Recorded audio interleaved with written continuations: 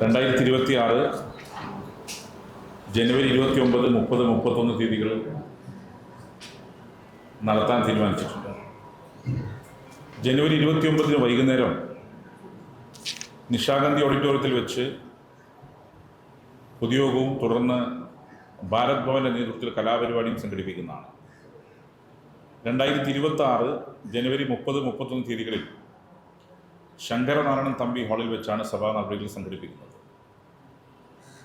ലോക കേരള സഭ, ഒന്നാം ലോക കേരള സഭ നടക്കുന്നതിൻ്റെ ചെയർമാനായിരുന്നു ബഹുമാനപ്പെട്ട അന്നത്തെ സ്പീക്കർ ശ്രീരാമകൃഷ്ണൻ.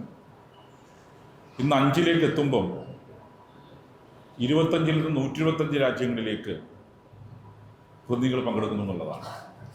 ലോകത്തെ എല്ലാ കോണിലും മലയാളിയുണ്ട്.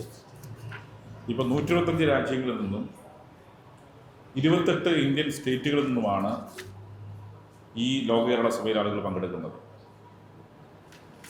182 അംഗങ്ങളും പ്രത്യേക ക്ഷണിതാക്കളുമാണ് ഈ സഭയിൽ പങ്കെടുക്കുന്നത്. ലോക കേരള സഭക്കകത്ത് പല നിർദ്ദേശങ്ങൾ ഉയർന്നു വന്നിട്ടുണ്ട്. അതിനൊക്കെ നോർക്ക് അഡ്രസ് ചെയ്തിട്ടുണ്ട്. അതിൻ്റെ ഭാഗമാണ് അത്തരമൊരു നിർദ്ദേശമായിരുന്നു സ്റ്റുഡൻറ് മൈഗ്രേഷൻ പോർട്ടൽ,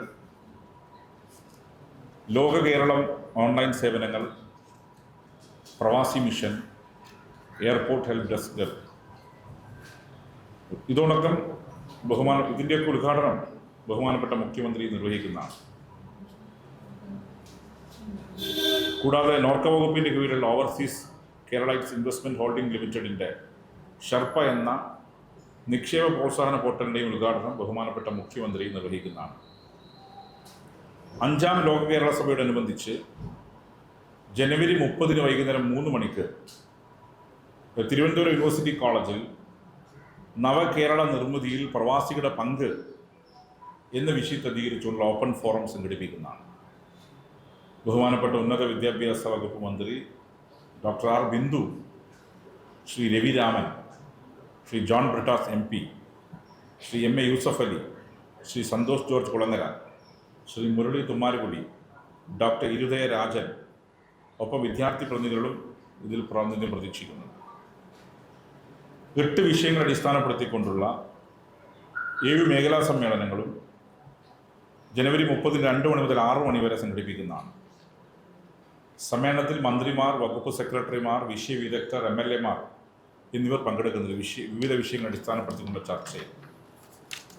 ഇപ്പോൾ 8 ടോപ്പിക്കുകളെ കുറിച്ചുകൂടെ പരാമർശിക്കാം. നിങ്ങൾക്ക് ഓൾറെഡി ഇതിൻ്റെ പ്രസ് മീറ്റിൻ്റെ നോട്ട് നൽകിയതാണ്, എന്നാലും ഞാനിവിടെ വായിക്കാം. പ്രവാസി ഭരണ നിർവഹണം, നവീകരണ സാധ്യതകളും പരിഷ്കാരങ്ങളും, വിദേശ തൊഴിലവസരങ്ങളും സുരക്ഷിത കുടിയേറ്റവും, മാറുന്ന തൊഴിൽ സാഹചര്യങ്ങൾ, നവതൊഴിൽ മേഖലകൾ, തൊഴിൽ കരാറുകൾ, വിദ്യാർത്ഥി കുടിയേറ്റം, ഭാവിയും വെല്ലുവിളികളും 3. 4-ാമത്തെ സ്ത്രീ കുടിയേറ്റം, പുതിയ പ്രവണതകൾ.